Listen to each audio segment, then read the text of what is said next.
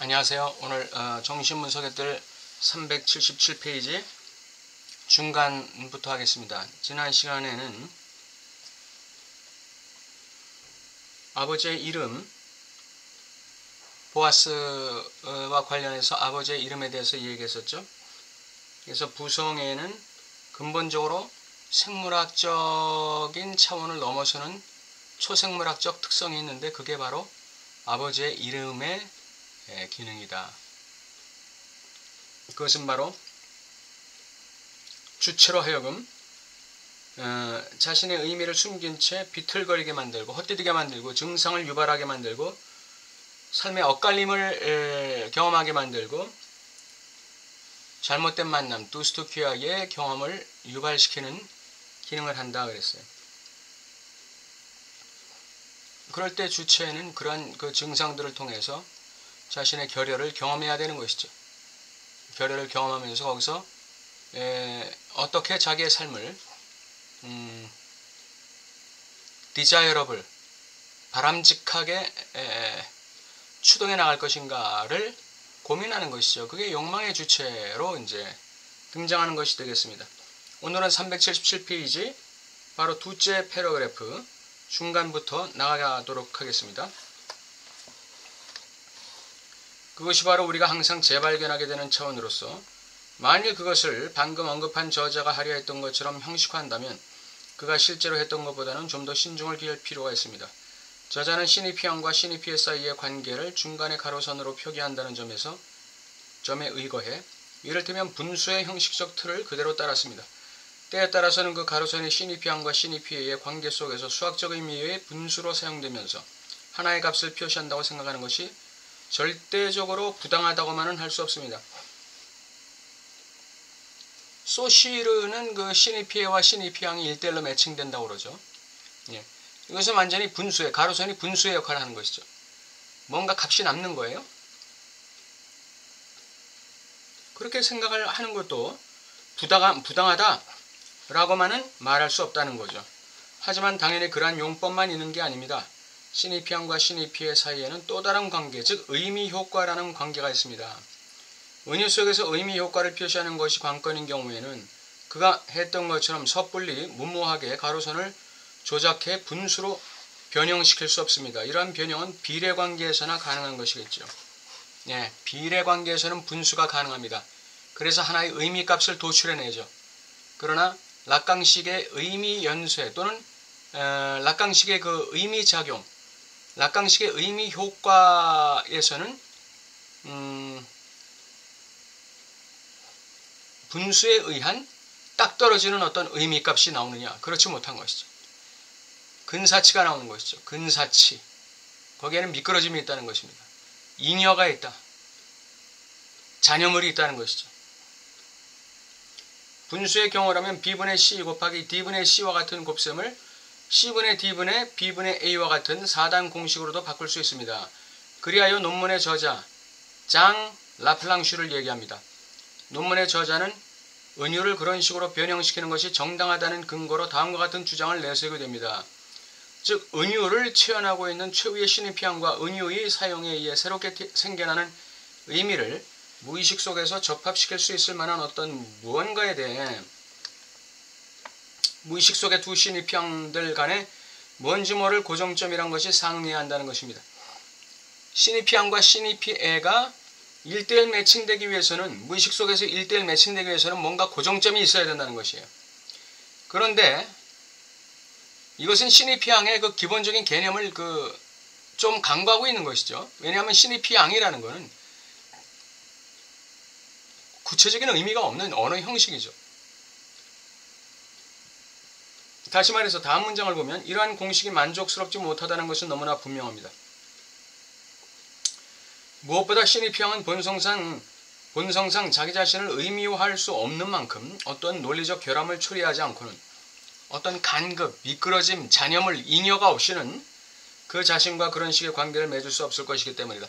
자신과 1대1의 매칭 관계를 맺는 그런 시니피에를 도출하는 그런 관계는 있을 수가 없다는 것이에요. 논리적 결함이 없이는 의미 효과가 만들어질 수 없다. 이는 수학에서 모든 것을 망라하는 논리적 공식을 내려 할 때마다 발생하는 이율 배반만 생각해 보아도 충분히 알 수 있는 일입니다. 자기 이름이 수록되지 않은 목록과 그러한 목록을 적어놓은 목록이 같은 것이 아님은 분명합니다. 자기 이름이 적히지 않은 목록, 그것은 여러 사람의 이름이 있겠죠. 그리고 이렇게 자기 이름이 들어가지 않은 B라는 목록, 자기 이름이 들어가지 않은 C라는 목록, D라는 목록, 이렇게 된다면 그러면 그러한 목록, 즉 A, B, C, D라는 목록, 이것과 A라는 목록은 전혀 다른 것이죠. 예. 큰 묶음을 묶어놓은 것과 작은 묶음 안에 있는 그 요소는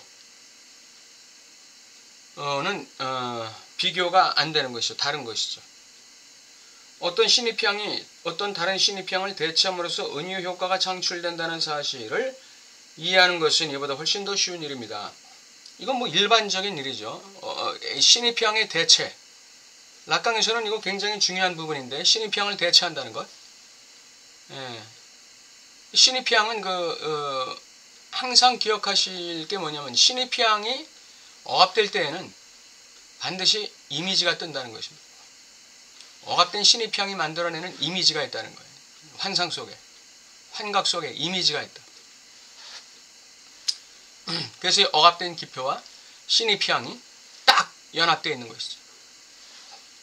그래서 분석 작업에서 중요한 것은 이 신입형과 이 이미지를 분리시키는 거예요. 분리시키는 거예요. 그래서 이미지는 포기하고 신입형을 교체하는 것이죠. 내가 어떤 신입형 아래 지금 그 노예가 되고 있다는 걸 알아야 이 작업이 가능해지는 거예요. 내가 어떤 신입형 아래 노예가 되어 있다는 걸 알아야 신입형과 그 신입형이 만들어내는 이미지, 이거를 분리시킬 수 있다는 거예요. 사실은 이 기표에 우리가 억눌린 건 기표지만, 사실 우리가 속고 있는 거는 기표보다는 이미지에 속고 있는 것이죠. 자기가 만들어낸 이미지, 자기가 만들어낸 환상의 표상, 이거에 스스로 속고 있는 것이죠. 그 첫 번째 신입형은 자신이 쫓아낸 다른 신입형을 다른 곳으로, 자신이 쫓아낸 신입형을 다른 곳으로 보냅니다. 무의식으로 보내겠죠? 만일 이를 계속해서 분수 형태로 다루고 싶다면 사라진 신입형, 억압된 신입형을 중간에 가로선 아래 분모, 운터드릭트, 내리 눌린 억압된 것을 자리에 두면 될 것입니다. 이게 이제 무의식의 자리겠죠. 따라서 이 저자가 쓴 것처럼 장 라플랑슈, 신입형과 신입형의 연결만이, 결과적으로 광적인 연결만이 존재한다는 구실 아래 해석의 모든 의미로 열려있다고는 말할 수 없습니다. 신입형과 신입형의 연결만이 존재한다는 구실 아래, 결과적으로 광적인 연결만이 존재한다는 구실 아래 해석이 모든 의미, 방향으로 열려있다, 이렇게 말할 수 없다. 신입형이 구체적인 것도 어떤 그 신입회와 1대1의 대응관계가 아니잖아요. 하나의 신입형은 여러 가지 신입회로 해석될 수가 있단 말이죠. 그러면 신입형과 신입형이 연결이 될 때, 다시 말하면 무의식의 억압된 신입형과 또 다른 억압된 신입형이 연결될 때, 그때 우리는 수만 가지의 의미를 만들어낼 수 있다, 이렇게 말할 수 있는 건가요? 왜냐하면 신입형은 구체적인 의미가 없는 이 언어의 형식이기 때문에, 거기에 의미를 주는 것은 주체가 얼마든지 마음대로 의미를 줄 수 있겠죠? 근데 그게 모든 의미를 향해서 열려 있는 것인가요? 해석은 모든 의미를 향해서 모든 방향으로 열려 있지 않습니다. 그렇게 되면 분석적 해석의 불확실성에 반대해 실은 모든 해석이 가능하다는 주장을 펼치는 사람들에게 수긍하는 것이 되는 셈인데, 이 모든 해석이 가능하다고 말하는 사람이 누구죠? 후기 구조주의자들이죠. 후기 구조주의들. 메타 해석자들. 이처럼 어리석은 짓도 없을 겁니다. 제가 해석의 효과는 주체에게서 프로이드의 표현대로 하자면 난센스의 중에 케른을 분별해내는 것이라 말했던 것은 해석이 그 자체로 무의미하다는 뜻이 아닙니다. 해석이 많은 해석이 가능하다는 것이, 많은 의미 창출이 가능하다는 것이 실제로 많은 의미가 창출된다는 것과는 다른 의미죠.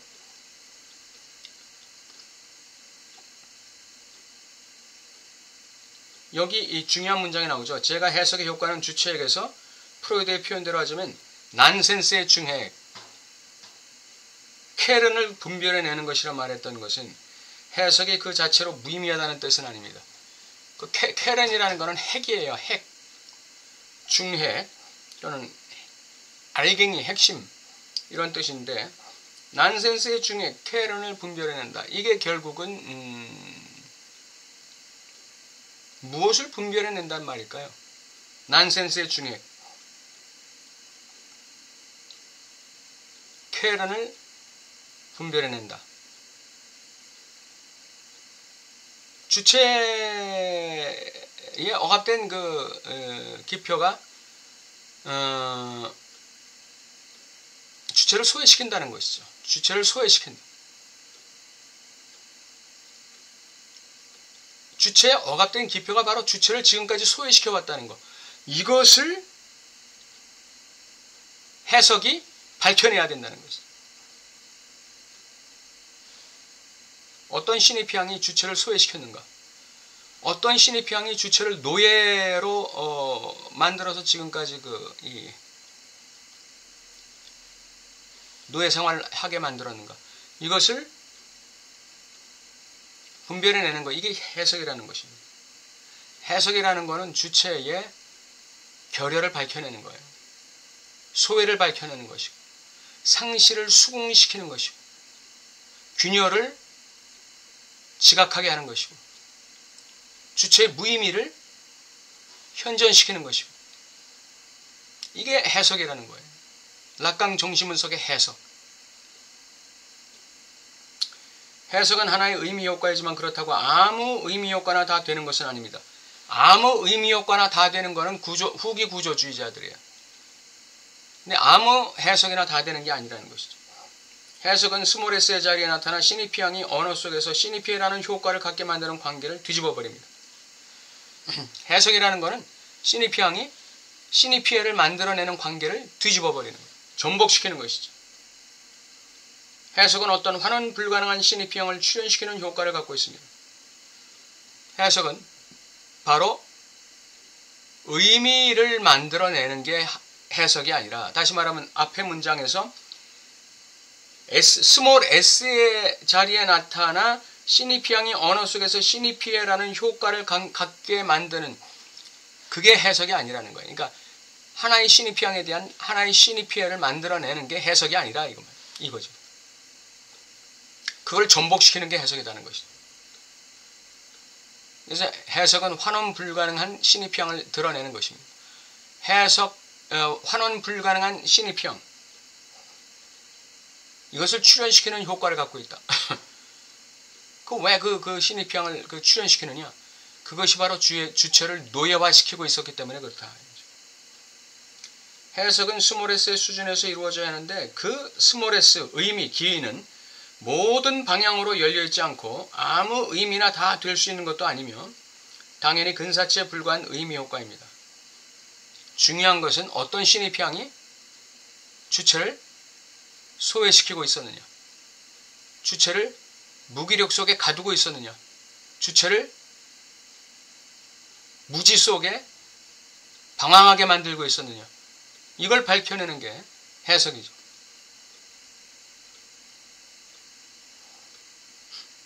주체, 그리고 그러한 과정 속에서 나타나는 기의도, 이것도 근사치에 불과하다는 거예요. 근사치. 그러니까 미끄러지는 게 있다는 것이죠. 억압된 시니피앙에 대한 현전을 통해서 드러나는 기의가, 해석은 억압된 시니피앙이 현전하게 하는 것이죠. 그리고 현전된 시니피앙에 의해서 드러난 기의가 시니피앙과 완벽하게 일치하지 않는다는 거예요. 거기에 또 미끄러짐이 있다는 것이죠. 이게 있어야 주체의 변증법이 가능한 거예요. 주체의 그 기표의 변증법. 이게 이제 욕망의 변증법과 이제 직결되는데, 기표의 변증법이 일어나야 돼요. 그래야만 그 다스 노이의 수브젝트, 새로운 주체가 자꾸 탄생하게 되는 것이죠. 주체의 무의식에 관해 말하자면 거기에 있는 것은 풍부하고 복잡한 것입니다. 그것은 무의미로 이루어진 환원 불가능하고 난센스적인 요소들을 출현시키게끔 운명지어져 있습니다.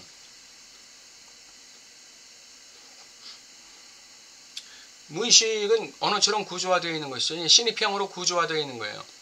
그래서 무의미로 이루어진 환원 불가능하고 난센스적인 요소들을 출현시키게끔 운명지어져 있다는 거예요. 그러니까 무의식은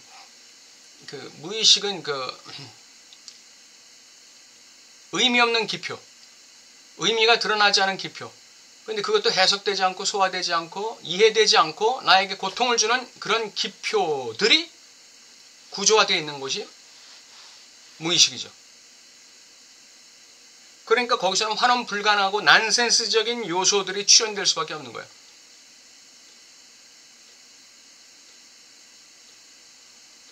명쾌하고 깔끔한 어떤 해석이 주어질 수가 없는 것이죠. 주체에 대해서. 애매모호한 거예요. 그런 요소들이 출현될 수밖에 없는 운명을 타고난 게 바로 무의식이다, 이렇게 얘기하고 있습니다. 같은 논문에 수록된 르클레르의 작업은 특히 의미 효과를 수용하는 해석에서 무의미한 신입형으로의 도약을 아주 훌륭하게 그려내 주었습니다. 의미 효과를 수용하는 해석에서 신입형의 무의미한 신입형의 도약을 아주 훌륭하게 그려내 주었다. 무의미한 신입형의 출현. 네, 이게 이제 주체를 묶고 있는, 주체를 타이하고 있는, 묶고 있는 그 억압된 신입형이죠. 이것으로의 도약을 아주 훌륭하게 그려내 주었다 이거죠. 그는 본인이 맡았던 한 강박증 환자에게서 유니콘이라는 단어의 두 음절을 서로 연결시키는 소위 푸어젤리라는 공식을 도출하고 이를 통해 욕망이 활성화되는 하나의 연쇄를 그 시퀀스에 도입할 수 있게 해주었습니다. 여러분은 향후 출간될 그의 저서 세르주 르클레르의 저서에서 한층 더 심화된 논의를 보게 될 겁니다. 해석은 모든 의미를 향해 열려있지 않습니다. 절대로 아무렇게나 해석할 수 없다는 겁니다. 그것은 의미 있는 해석이어야 하며 절대로 그렇지 해서는 안 됩니다. 그럼에도 주체 출현의 본질적인 것은 그러한 의미 효과가 아닙니다. 주체 출현의 본질적인 것은 그런 의미 효과가 아니라고 얘기하고 있어요. 본질적인 것은 주체가 그 의미 효과 너머에서 과연 자신이 주체로서 어떤 신입형에 예속되어 있는지를 알아야 한다는 것입니다. 내가 예속되어 있는 신입형이 어떤 신입형인지를 알아야 된다는 거예요. 뭘 통해서? 해석을 통해서. 나라는 주체를 무화시키고 있었던, 노예화시키고 있었던 그 신입형이, 억압된 신입이, 눈토드리트된 신입형이 뭔지를 드러내야 된다는 것입니다. 이를 통해 여러분은 분석 경험 속에서 구체적으로 어떤 일이 일어난지를 이해할 수 있을 겁니다. 프로이드가 분석한 주요 사례, 특히 그 중에서도 가장 중요한 놀라운 사례인 늑대 인간을 살펴보시기 바랍니다. 이 사례를 읽는데 길잡이가 되어줄 아드리아드네의 시를 하나 제공하자면, 꿈속의 창문에서 갑자기 나타난 늑대들은 주체의 상실에 대한 대표자로서 스모레스의 기능을 하고 있다는 겁니다.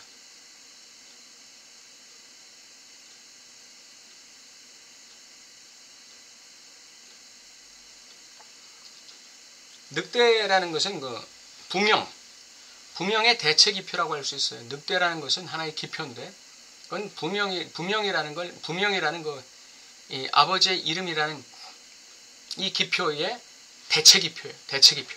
아버지의 이름이 제 기능을 제대로 하지 못했기 때문에 이 아버지의 기능을 대체할 수 있는 어떤 것을 늑대 인간은 공포의 대상으로 상정해 놓은 것이죠. 그게 늑대라는 것이죠. 늑대라는 건 부명의 대체 기표예요.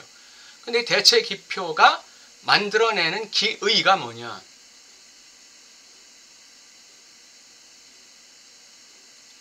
이게 주체 상실에 대한 대표자로서의 스몰 s의 기능을 하고 있다 이거죠.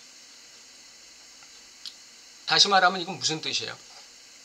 주체 상실에 대한 대표자로서의 스몰 s의 기능을 하고 있다. 뭐가? 늑대가. 이건 뭘 의미하느냐? 이 늑대 소년이 늑대를 보면서 난 상실한 자야. 난 결여된 자야. 나는 이 결여를 받아들일 수밖에 없는 존재야 라는 것을 의미 효과로 인식하게 만든다는 뜻이죠. 그게 스몰 s, 의미 효과의 기능이죠. 의미의 기능이죠. 단순히 환자가 나무 위에 앉아있는 7마리 늑대들의 응시에 매혹되었다는 뜻이 아닙니다. 그 늑대들의 매혹된 응시가 바로 주체 자신이란 이야기입니다.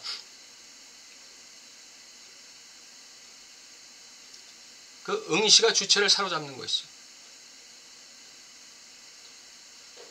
지금까지는 부명이라는 이 기표가 주체를 사로잡지 못했기 때문에 거세가 되지 않았던 거예요. 그래서 자신의 거세를 실현시켜줄 늑대라는 대표 기표를 상징해 놓은 것이죠. 이 늑대 소년이. 그래서 늑대를 볼 때마다 난 상실을 받아들여야 한다는 그 절박감, 그 운명, 필연성, 이걸 지금 계속 느끼고 있는 것이죠. 그러면서 늑대의 응시는 그럼 뭐냐? 늑대의 응시의 자리는 주체가 늑대의 응시라는 그 자리에 가서 자기 자신을 바라보는 거예요. 스스로를.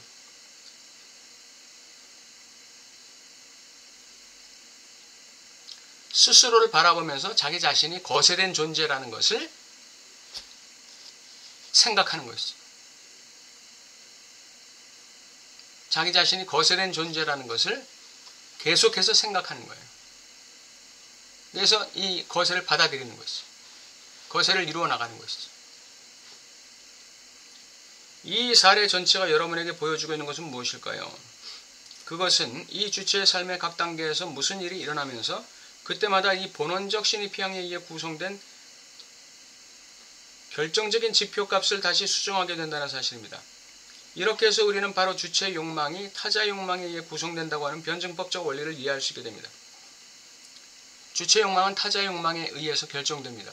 타자의 결여 속에서 자신의 결여를 발견하고 타자의 욕망 가운데에서 자신의 욕망을 발견하는 것. 이것이 타자와의 욕망의 관계에 얽혀있는 주체의 운명이죠. 주체의 운명. 타자의 욕망과 어쩔 수 없이 관계를 맺을 수밖에 없고 그 관계 속에서 자신도 욕망의 주체로 등장해야 되는 그 필연성.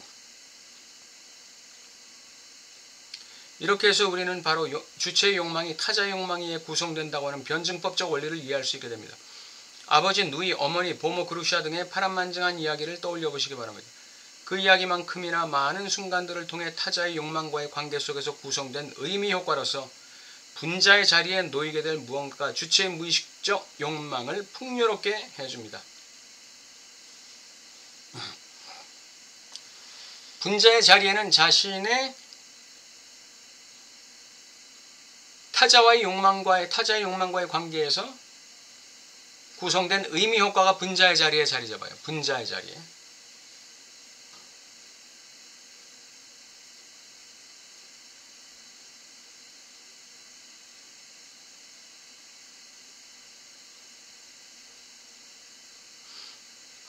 이것이 무의식적 욕망을 풍요롭게 해주는 것이에요. 자, 근데 이때 무슨 일이 일어나는지를 잘 살펴보시기 바랍니다. X로서의 주체는 논리적으로 우어피아 드랭몽, 원어갑이죠. 즉 첫 번째 신입희양의 필연적인 탈락을 통해서만 구성된다는 사실을 고려해 보시기 바랍니다. 미지수로서의 X, 텅빔의 주체로서의 X, 상실의 주체로서의 X는 반드시 우어페아 드랭응, 원어갑을 통해서 구성된다는 것이에요. 이 주체가.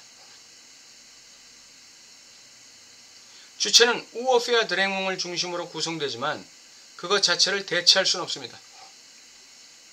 왜냐하면 그러기 위해선 하나의 신입희양이 다른 신입희양에게 필히 대표 작용을 할 수 있어야 되는데 여기에는 최초의 신입형 하나밖에 없기 때문이죠.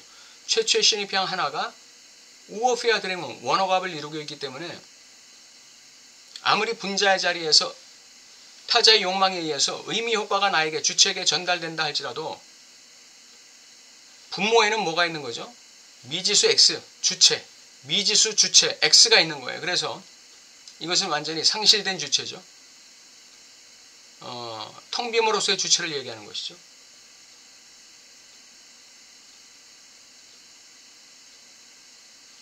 이러한 X 속에서 우리는 두 가지 측면을 구분해야 합니다. 한편으로 그곳엔 주체 구성상 시니피앙스가 탈락하는 순간이 있으며 우리는 이러한 시니피앙스를 그 기능상 무의식 수준의 어떤 자리와 연관시킬 수 있습니다.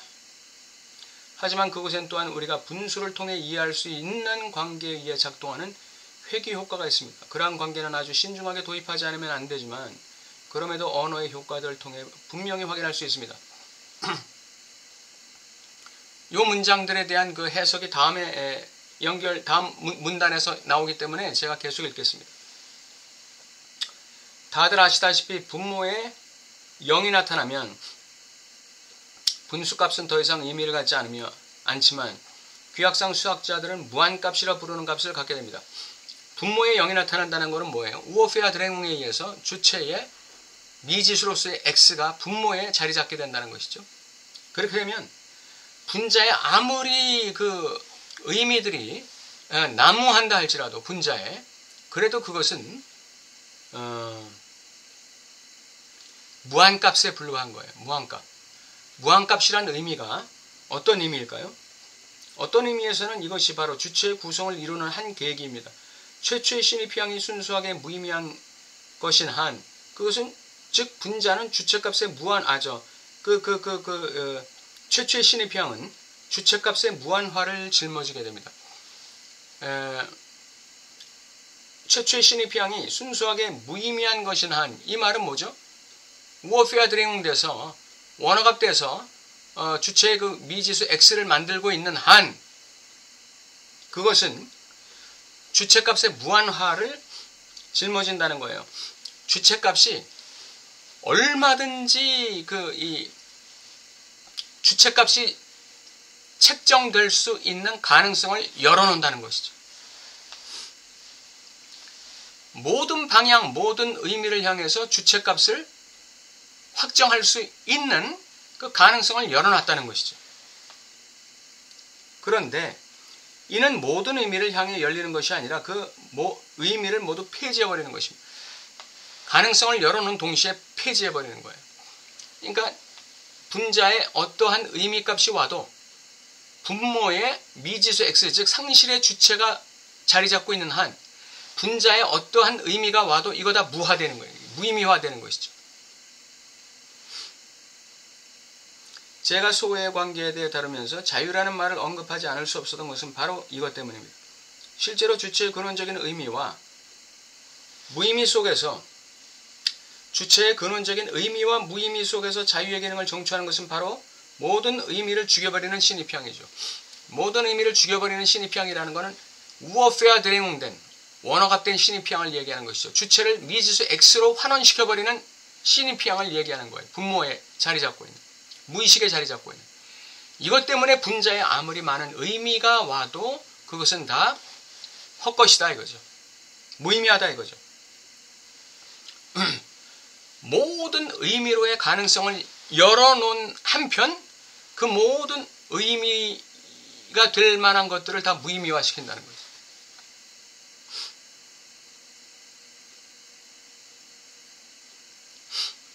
그것이 의미를 갖기 위해서는 분자에 자리 잡은 그 어떤 그 의미가 주체의 의미, 즉 주체값이 되기 위해서는 의미의 주체값 또는 주체의 의미값, 주체의 의미값이 진실된 의미값이 되기 위해서는 이 미지수 X,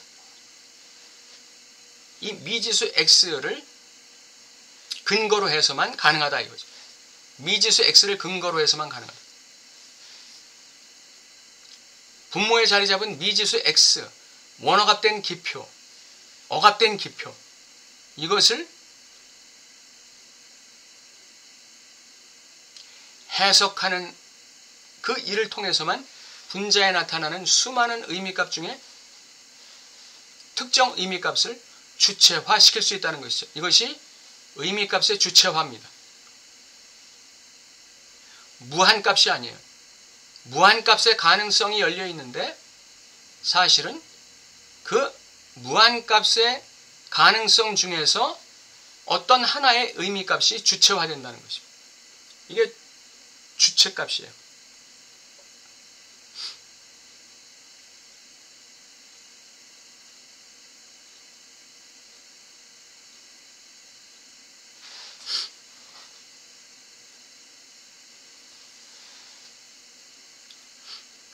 모든 의미를 죽이는 신입형 덕분에 주체는 하나의 의미값을 가질 수 있다는 것이죠. 그 하나의 의미값을 갖는다는 말이 바로 자유라는 얘기. 여기 나오는 자유. 주체의 근원적인 의미와 무의미 속에서 자유의 기능을 정취하는 것은 바로 모든 의미를 죽여버리는 신입형 때문이다. 그랬어요. 모든 의미를 무화시키는 신입형 덕분에 그 신입형의 그 희생 덕분에 주체는 자신만의 주체값을 가질 수 있는 자신의 주체의 의미값을 가질 수 있는 자유를 얻게 된다 이거죠. 그렇기 때문에 무의식 속의 신입형이 모든 의미를 향해 열려있다는 말은 잘못된 것입니다. 무의식 속의 신입형은 모든 의미들에 대해 자유로운 형태의 주체를 구성해내지만 모든 의미들이 현존할 수 있는 가능성은 열어놓지만 그렇다고 주체가 그 의미들과 관련해 결정되어 있다는 뜻은 주체가 그 의미들과 관련해 결정되어 있지 않다는 뜻은 아닙니다. 모든 의미를 향해 열려있지만 주체가 어떤 의미와 연결돼 있지 않다는 거는 아니라는 거니까 어떤 의미와 연결돼 있다는 것이겠죠. 예. 근데 그 어떤 의미와 연결된 것을 주체화시키기 위해서는, 주체값으로 만들기 위해서는 억압된 신입형을 받아들여야 된다. 억압된 신입형을 드러내야 된다는 것이죠.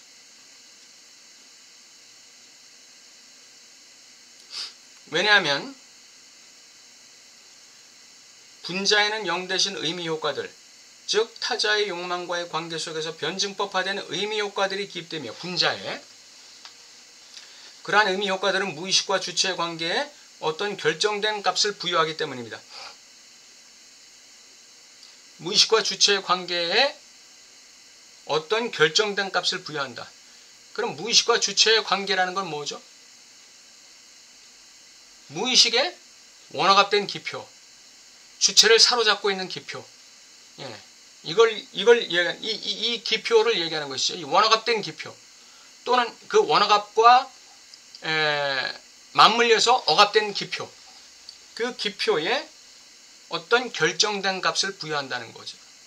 그러니까 모든 의미가 타자의 욕망과의 관계에서 형성된 모든 의미들 중에서 주체와 무의식의 관계에 어떤 한정된 값, 결정된 값을 부여할 수밖에 없는 거죠.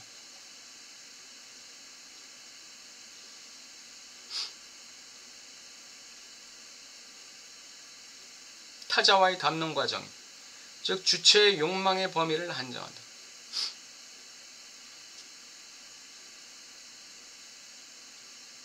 억압된 S와는 주체를 무의식의 주체로 소외시키지만 반면에 무한값을 갖는 주체로 만든다. 무한값의 자유는